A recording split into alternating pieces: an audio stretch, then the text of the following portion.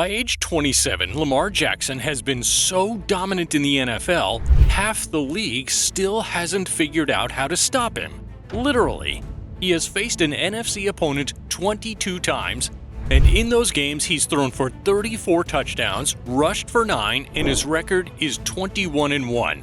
The haters call him mostly a running threat and a choker in the playoffs.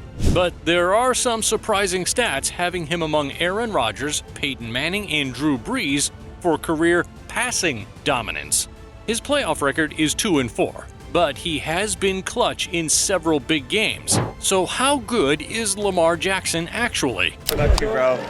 Yeah, he's doing some great stuff. Appreciate that. Keep it up, man. Big fan. Yes, sir. Lamar didn't have the easiest life growing up. When he was just 8 years old, he lost his father and grandmother on the same day. He and his 3 younger siblings were raised by his mother in a poor area of Pompano Beach, Florida. Lamar gravitated towards football. His favorite player was Michael Vick, who he modeled his game after. And soon he became a phenom on the high school football scene in Florida.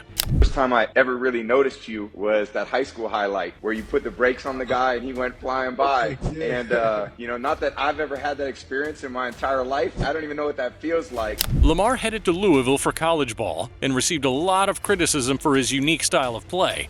Many felt he was too dependent on the run and wasn't a good enough passer. But in 2016, his sophomore year, he blew up. 3,543 passing yards, 30 passing touchdowns, 1,571 rushing yards, and led the ACC with 21 rushing TDs. Lamar was the winner of the Heisman that year, proving there was something special in his unique playing style. All he did was follow it up with another insane year, 27 passing TDs, and led the ACC in the rest of these stats. 3,660 passing yards, 1,601 rushing yards, and 18 rushing touchdowns. He declared for the draft, and still the criticisms remained. People were even wanting him to switch positions. In high school, when you were getting recruited for colleges, were there colleges that recruited you for positions other than quarterback? No, not at all. Strictly quarterback. I'm shocked now. Yeah, that's crazy. I thought I did a good job at quarterback. I thought I did. In the 2018 draft, Baker Mayfield, Sam Darnold, Josh Allen, and Josh Rosen all got drafted in the top 10. Lamar Jackson was selected 32nd by the Ravens. At that time, Joe Flacco was still Baltimore's starting quarterback. The Ravens reached 4-2 under Flacco's command, with Lamar getting thrown in for a few runs and passes once in a while. But then the Ravens hit a skid, losing to the Saints, Panthers, and Steelers, where Flacco also suffered a hip injury. They were 4-5, so when they came out of their bye week against their division rival the Bengals, Lamar got his Ravens to a win. In fact, the 7 games he started, he went 6-1 and helped secure the AFC North for Baltimore his rookie season. Unfortunately, the team lost their first-round playoff game against the Chargers. But Baltimore was sure they'd found their guy. So much so that the Ravens coaching staff decided to abandon their offensive strategy that had been designed for Joe Flacco to create a new one centered around Lamar's unique playing style. They essentially changed every play in the playbook, the terminology they used, and started building the offensive personnel around him. The next season, he put the entire league on notice. You thought Michael Vick was a weapon? Lamar was already there in his second year. On top of leading his team to a 14-2 record in an MVP season, with his 3,127 passing yards and league-leading 36 passing touchdowns with only 6 interceptions, Lamar also rushed for another 7 TDs and 1,206 yards, the most rushing yards in a single season by a quarterback, a record of Vick's he shattered by nearly 200 yards. On October 13th of that year against the Bengals, Lamar had a big day. When he finished the game, in addition to his 21-yard touchdown, he also rushed for 152 yards in the win. For regular season games, that is the 5th most rushing yards for a quarterback ever. Lamar keeps putting up insane rushing numbers. With 5 more, he'll already be in the top 10. He already has 5,512 rushing yards. That's 3rd most behind Vick, with 6,109, and Cam Newton with 5,631. They both played over 140 games. Lamar hasn't even played 100 yet. His average is 61.9 rushing yards per game, the most of any quarterback ever. so it looks like he will pass them in no time. Lamar also has more 100-yard rushing performances than anyone with 14 total games. Vick is second with 10, and the highest totals for active quarterbacks are Justin Fields with 5, Russell Wilson with 4, and Josh Allen with 3. These rushing stats are expected of him at this point, but what about his passing ability? The true measure of a quarterback. Lamar has taken criticism all throughout his career for this. The haters think he lacks precision and throws way too many interceptions. We're all just blinded by his flashy runs. When you say quarterback, I am thinking about one primary responsibility, an elite passer of the football. And when I look at Lamar Jackson, that's not what I see. But if that's the case, why do his stats prove he's a more careful passer than the likes of Peyton Manning and Drew Brees? There's a lot that goes into being an elite passer. A big one is keeping interceptions to a minimum.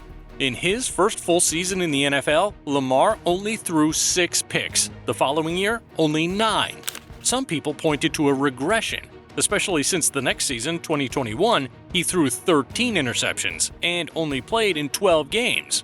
3.4% of his pass attempts were intercepted. Lamar looked to be trending downwards in ball security, but that would be his last year making these many mistakes. In 2022, he dropped that rate to 2.1%, and in 2023, he dropped it to 1.5%. So what's his interception percentage per pass attempt throughout his career? It's just 2.1%.